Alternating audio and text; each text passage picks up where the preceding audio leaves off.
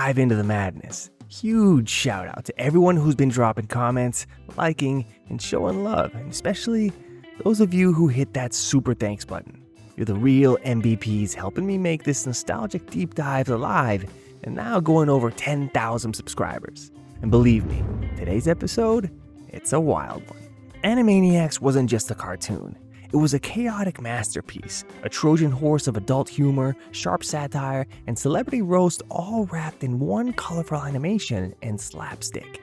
It aired during a time when networks thought cartoons were for kids, but Animaniacs broke that mold hard. You might remember Yakko, Wakko, and Dot causing chaos on the Warner Bros. Lot, but after this, you might realize these zany siblings weren't just troublemakers. They were cultural assassins, network rebels, and some of the most clever characters ever put on TV.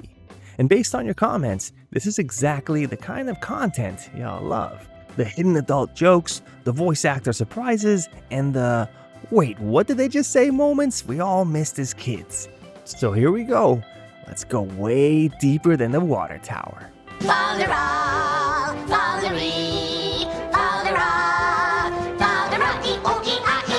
It's almost poetic. Animaniacs was born out of a weird request. Spielberg had just wrapped Tiny Toon Adventures and asked Warner Bros. For another animated project. What he got was whatever Animaniacs was. It was never supposed to work. It was too zany, too fast, too intelligent for kids, and maybe too immature for adults. The creators walked a razor-thin line, making a show that entertained children and secretly roasted Hollywood, the US government, and the FCC. And somehow, they got away with it. And let's not forget, Spielberg didn't just sign off on it, he was deeply involved, like review the scripts and send notes type involved. That explains a lot, right? Let's talk about that now legendary joke you all mentioned in the comments, the Fingerprints gag. Yakko says, "We need to find fingerprints." Dot holds up the actual artist formerly known as Prince and says, "I found prints." Yakko replies, "No fingerprints." She gives him a look and drops the guy. "I found prints!" No, fingerprints. I don't think so. That wasn't a mistake. That was a straight-up adult joke, and somehow censors let it air. Animaniacs had a lot of these moments, and here's what's wild. They never got bleeped, not once, because they were masters at skating just under the radar. One commenter wrote, "I didn't even catch that joke until I was 25. You and me both, buddy. If you want to watch this episode again or collect the original box set, I dropped the link in the description. And yes, it's even got that insane episode I just covered. You all love when I dig into the voice actors, and Animaniacs, absolute goldmine. Rob Paulsen voiced Yakko and Pinky. Jess Harnell was Wakko. Tress McNeely, the queen of animation, voiced Dot. But here's what blew my mind. These actors weren't just doing voices. They were singing, riffing, doing impressions, and sometimes improvising entire scenes. Rob Paulsen's Yakko's World, where he names every country to tune off the Mexican hat dance, was done in one take. One. United States, Canada, Mexico, Panama, Haiti, Jamaica, Peru, Republic, Dominican, Cuba, Caribbean, Greenland, El Salvador too. And it became one of the most iconic moments in animation history. The rapid-fire performance, it wasn't edited or auto-tuned. He just did it. In fact, Paulsen has said he didn't even expect it to go viral, let alone become a generational memory. He just loved the challenge and absolutely crushed it. What's even crazier is that Rob wasn't just Yakko and Pinky. If you were watching cartoons in the 80s and 90s, you were hearing Paulsen all over the place. Raphael in the original Teenage Mutant Ninja Turtles, PJ in Goof Troop, Carl Weezer in Jimmy Neutron, even in The Tick, Darkwing Duck, The Mask, The Smurfs, he was everywhere. He's like the Z-League of voice acting. Always there, always iconic. And the man has range, like serious range. Go from Yakko lightning speed songs to Pinky's off-the-wall slow-brained British nonsense, same voice, same guy. And get this, a lot of Pinky's dialogue, improvised. Build your own infant defibrillator with things you have around the home. Only $99,000. $99,000? Nerf!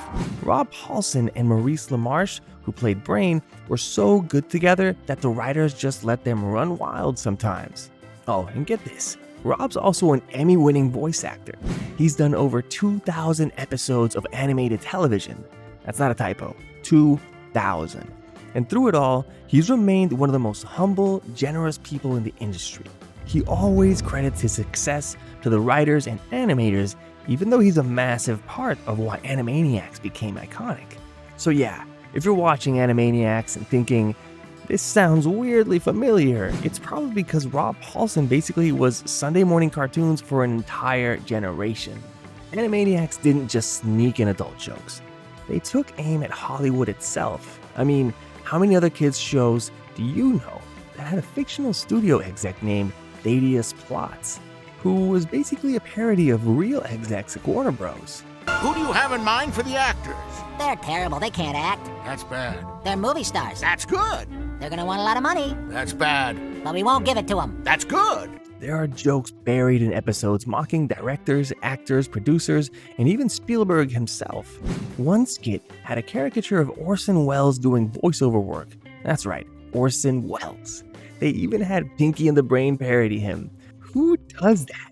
One of the writers said in an interview that they had more creative freedom on Animaniacs than almost anything they'd ever worked on, but that didn't come without a pushback. Here's where things get juicy. The network hated how clever Animaniacs was. They didn't get the humor, didn't like the adult innuendos, and couldn't figure out it was a kid's show or a late-night roast. What's this button do? Oh yeah, that's a lot better. Would you look at all the leg room? Hey, look at this one. According to several producers, Spielberg himself had to go to bat for the writers constantly. The network tried to cut certain jokes, remove certain segments, and Spielberg would say, nope, this stays. He was deeply invested in protecting the creative voice of the show. Spielberg wasn't just slapping his name on it. He was hands-on, attending meetings, reviewing scripts, and even pushing back against executives who thought the humor was too smart for children.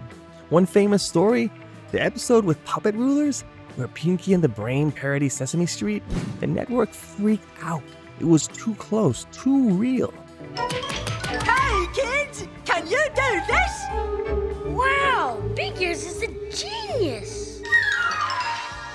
Oh, it's a really yummy sunny day today. The characters they created were eerily similar to actual public television figures, and the satire was razor sharp. Executives worried about legal issues and backlash from parents, but Spielberg backed it. He stood his ground, telling the execs that satire was part of what made Animaniacs special, and it aired. Another tense moment? The infamous Fingerprints joke with Dot and Prince. Network censors nearly lost it over that line. It was subtle, but it was cheeky, and it was totally intentional. Writers thought for sure it would be pulled, but once again, Spielberg defended the integrity of the writers' humor. His backing gave the team room to be bold. Without that kind of protection from someone like Spielberg, there's a good chance Animaniacs would have been sanitized into something completely forgettable. Multiple writers have said that Spielberg's presence is the only reason they got away with half the things that they did. He understood the appeal of layering jokes, something for the kids, something for the parents, and something that would fly over both their heads until years later. That's the genius of Animaniacs. And without Spielberg as a creative shield, we might have never seen it in its full, unfiltered glory. Is das Dick dein piece of bread? Ja, das ist ein piece of bread. Does it fit in Wacko's head? Ja, it fits in Yakko's head. Piece of bread, Wacko's head. Oh, the schöne, oh, the schöne, oh, the schöne Schnitzelbank. Here's another thing y'all mentioned in the comments, the music. And yes, you're right. The musical compositions on Animaniacs weren't just good for a cartoon, they were good, period. Every episode had full orchestrations, actual sheet music composed by actual musicians. That's why it sounded like a classic film score, because in many ways, it was. The composer Richard Stone was a genius. He treated every segment like a symphony. It gave Animaniacs this theatrical, high-energy feel that no other show could touch. And who could forget I'm Mad, the President's Song, or the Variety Speak song? These weren't ditties. These were Broadway-level bangers. Now, let's be real. When Animaniacs got rebooted in 2020, the reactions were mixed. Some fans loved the animation upgrade and modern references, while others missed the heart and chaos of the original. The internet is the most powerful information sharing tool ever devised. And do you know what most humans use it for? I do, but I don't think I can say it. Surprisingly, no, Pinky. The biggest complaint? It lost that wild variety show format. The skits, the randomness, the sheer unpredictability. Also, where were the other characters? Slappy Squirrel, Buttons and Mindy, Rita and Runt? Totally gone. Fans in the comments said, it looked right, but it didn't feel right. And that's the difference. The soul of Animaniacs was in its unpredictability. And in the reboot, it felt sanitized. The reboot focused heavily on the Warners and Pinky and the Brain, which, don't get me wrong, those characters are great, but longtime fans felt the ensemble spirit was missing. The original felt like controlled chaos. One minute you were watching a parody of 1940s Hollywood, and the next you were with Good Feathers doing a mob bit. That unpredictability, totally gone. The humor was changed. While the original was packed with layered jokes, some for kids, many for adults, the reboot leaned more into a meta humor and political satire. Some viewers appreciated the commentary, others found it too heavy-handed, especially compared to the lighter, zany energy of the 90s. There were also tonal shifts. The reboot had some really smart moments and some great visuals, but many fans felt it was like playing it safe. Ouch! Shh, quiet. Law Offices of Lobster and Lobster Dot speaking. We're in jail. Same! The original Animaniacs was irreverent, weird, and sometimes flat out inappropriate, and that's why we loved it. The reboot, although clever, didn't quite capture that same rebellious spirit. Online forums and YouTube comment sections echoed the sentiment. It's missing the spark. One fan put it best. It feels like Animaniacs through a corporate filter. That's not to say it was bad, it just wasn't the same kind of good.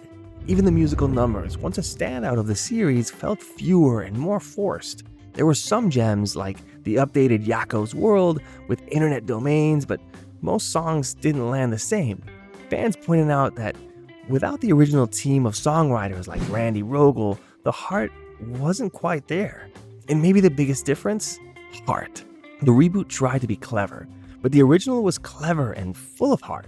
It loved what it was. It played with images, yes, but it also had emotional resonance.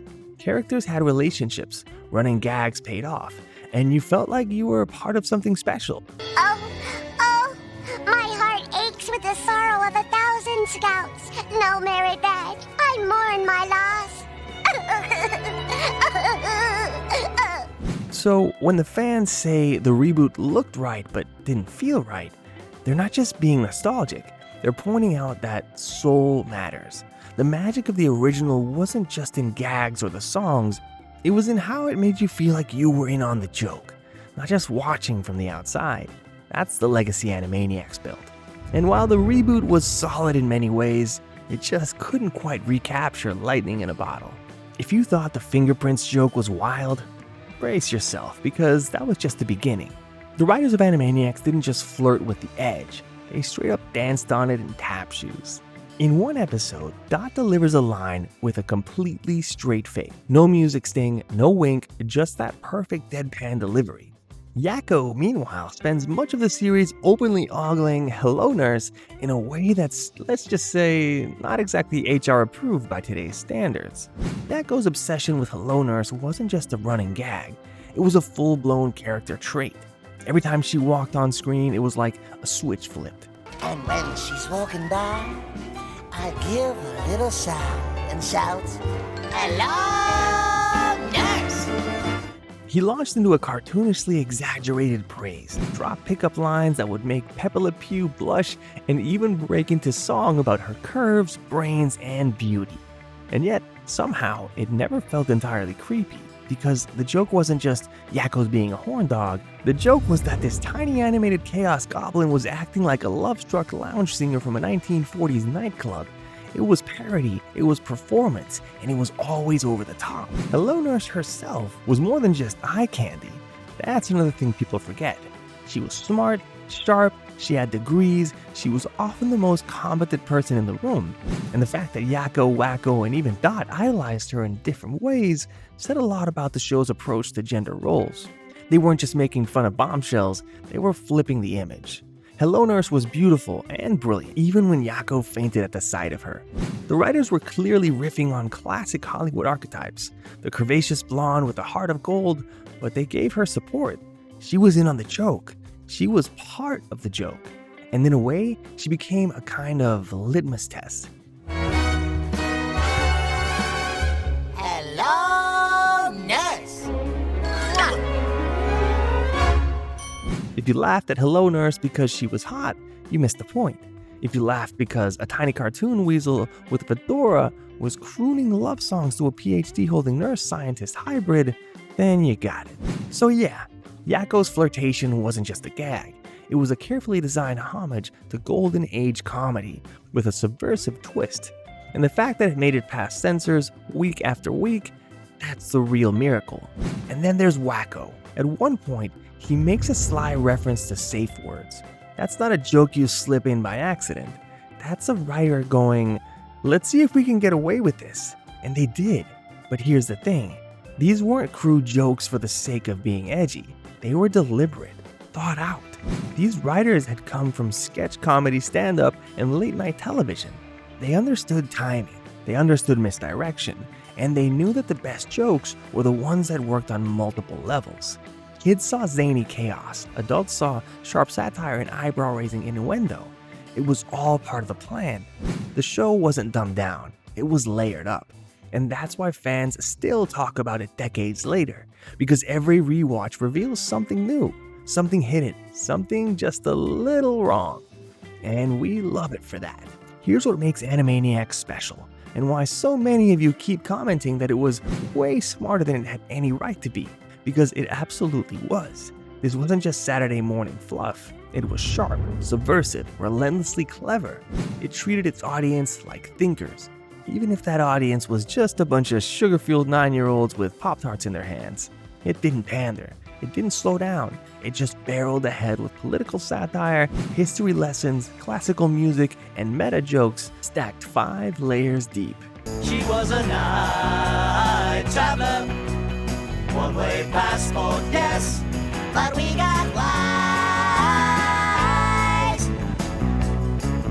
The message was simple. Catch up if you can. And we did. Or at least, now we're finally catching up. That's part of the genius. As kids, we laughed at the slapstick, the goofy faces, the zany voices. But as adults, we're realizing the show was operating on an entirely different level, parodying Orson Welles, lampooning Broadway, slipping in Nixon jokes and Shakespeare references like it was nothing. And the fact that it got made at all, let alone aired in the after-school block, is kind of a miracle. Animaniacs didn't just entertain us, it trusted us. And in doing so, it made itself unforgettable. Alright, so if you made it this far, you are a real one. Drop a comment with your favorite Animaniacs memory or line. And if this video brought back some wild memories, smash that like button, hit subscribe, and tap that bell so you don't miss what's next. And of course, a massive thank you again to everyone who's dropped a super thanks. You're helping me dig up these hidden gems and bring them back to life every single week. Until next time, good night everybody. See you next time.